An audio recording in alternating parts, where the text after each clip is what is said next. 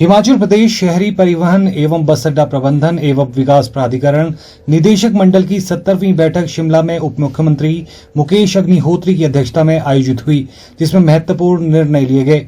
बैठक के पश्चात पत्रकार वार्ता को संबोधित करते हुए उप मुख्यमंत्री मुकेश अग्निहोत्री ने कहा कि एचआरटीसी की 3200 बसें रोजाना 5 लाख लोगों को अपने गंतव्य पर पहुंचाती है।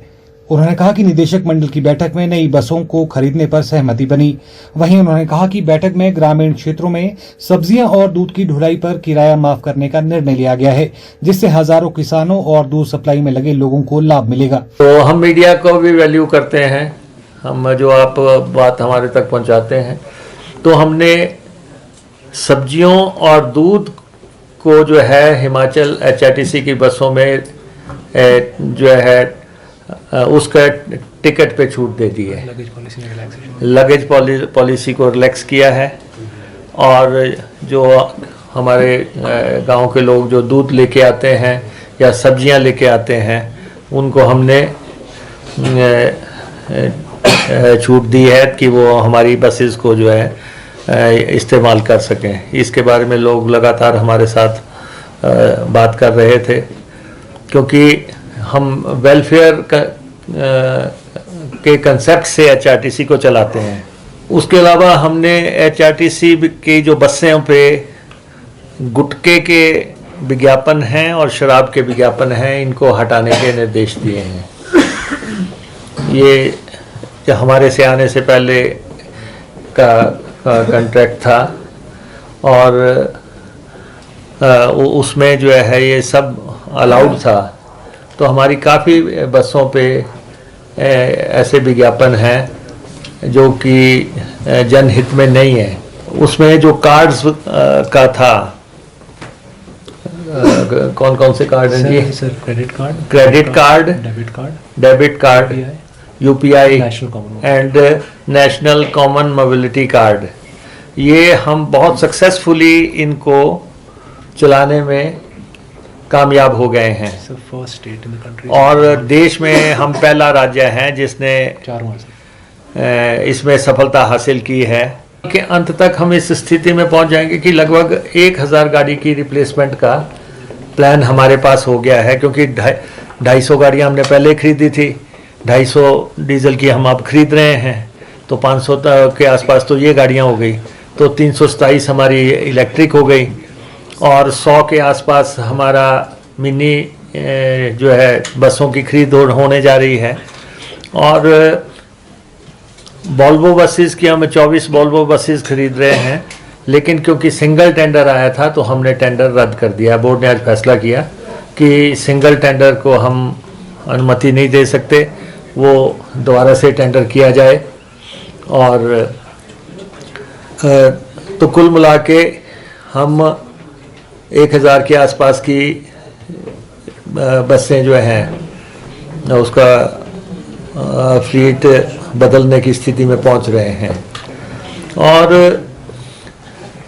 हम कंडक्टर्स की भर्ती कर चुके हैं, 350 के आसपास, वो हमने कमीशन से भर्ती की है, कोई उंगली ना उठा सके तो हमने वो भर्ती कमीशन के माध्यम से की और उन सबको हम प्लेसमेंट दे चुके हैं। अब हम लगभग 189 JOIT और कंप्यूटर ऑपरेटर, जिनका कि आपको मालूम है कि पेपर लीक हो गया था, उसको हम चयन आयोग को आग्रह कर रहे हैं कि उसका फिर से पेपर लिया जाए। उसके पेपर हो नहीं पाया था, पेपर लीक हो गया था। तो कॉम्प्लिकेशंस आ गई थी कुछ, तो 189 पोस्टें हैं, ये 177 JOIT की हैं और 12 कंप्यूटर ऑपरेटर की हैं। तो ये भी एचआरटीसी में और भर्तियां होने जा रही हैं। लगभग 148 प्राइवेट को चले गए हैं, जिनमें एचआरटीसी ने जो सरेंडर किए थे 107, उनमें से 87 अलॉट हो गए हैं।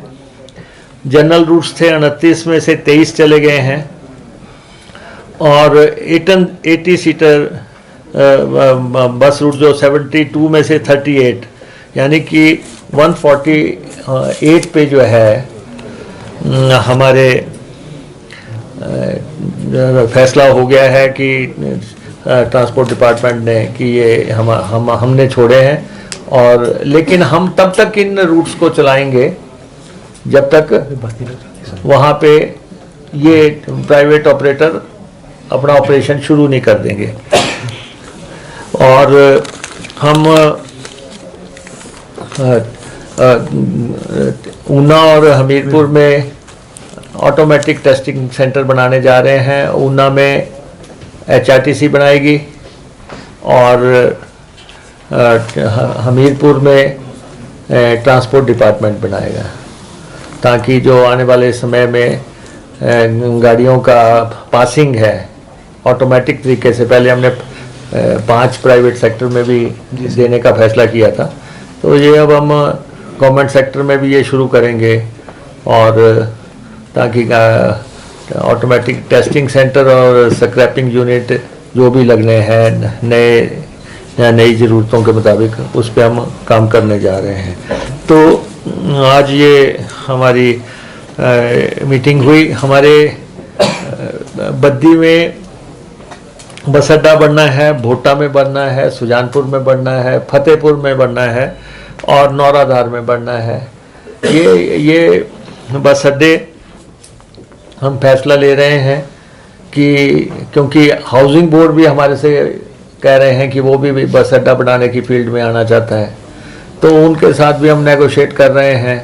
हम PWD के साथ भी बात कर रहे हैं, और हमारा जो अपनी एजेंसी है वो भी बस अड्डे बनाती है, तो ये हम फैसले करेंगे कि कौन सा किसको बनाना है, और ताकि हम इनको गति दे सकें। हमीरपुर में पहले ही हमारा अच्छा बस अड्डा बन रहा है, और हमारे इलेक्ट्रिक स्टेशंस जो है ये जो 110 करोड़ रुपए के आसपास के 96 charging points, 96 charging points, 53 locations जो है वो फाइनल हो गई हैं, जहाँ पे ये भी बनेंगे, और साथ में टूरिज्म के कम्प्लेक्स भी कई जगह बन रहे हैं। तो उसका पैसा भी हमारे पास 110 करोड़ रुपया आ गया है। तो फील्ड पे कार्य को गति देने के लिए, कार्यशालाएं बनाने के लिए, बस अड्डे बनाने के लिए, चार्जिंग स्टेशंस बनाने के लिए, इसको भी हम गति देने जा रहे हैं। कुछ कमेटीज़ बनाई हैं, क्योंकि हमारे कई जगह 2-2 बस अड्डे हो गए हैं। उन बस जैसे बैजनाथ में अब एक ओल्ड बस अड्डा है और एक पार्किंग कम कमर्शियल कम्प्लेक्स है जो बनने जा रहा है। तो हम अपनी टीम्स को भेज रहे हैं कि हमें उनको कैसे संचालित करना है। पालमपुर की पार्किंग बननी है, उस पार्किंग को हम टूरिज़्म को सौंप रहे हैं, इस कंडीशन के साथ कि जो उसके आगे जो लोकल लोग काम करते हैं उनको जो है डिसलॉज ना किया जाए। लेकिन पालमपुर की पार्किंग और चंबा की पार्किंग के लिए जो है 13 करोड़ रुपया लगेगा, और उस पार्किंग को हम बनाने जा रहे हैं। और सरका घाट में भी लगभग 2 बस अड्डे हो गए हैं। सरका घाट ओल्ड बस स्टैंड और न्यू बस स्टैंड जो है बारछवाड़, ये जो है यहाँ भी 2 हो गए। यहाँ भी हम कमेटी भेज रहे हैं, और नए बस अड्डे में का संचालन शुरू हो सके, और वो हम शुरू करने जा रहे हैं। और हम ऊना का जो ओल्ड बस अड्डा है, इसको PPP मोड में जो है कंस्ट्रक्ट करने जा रहे हैं। पहले भी वहाँ पे बस अड्डा भी उसी तरह बना था, तो जो पुराना बस अड्डा खाली हुआ है उसको भी हम निर्मित करने जा रहे हैं। और मंडी, बरहाड़ी, बिलासपुर जो है वहाँ पे हम बस स्टैंड और साथ में मॉल टाइप कंस्ट्रक्ट करने जा रहे हैं, क्योंकि वो लोकेशन हमारी बहुत अच्छी है। तो टर्न पे है, दोनों के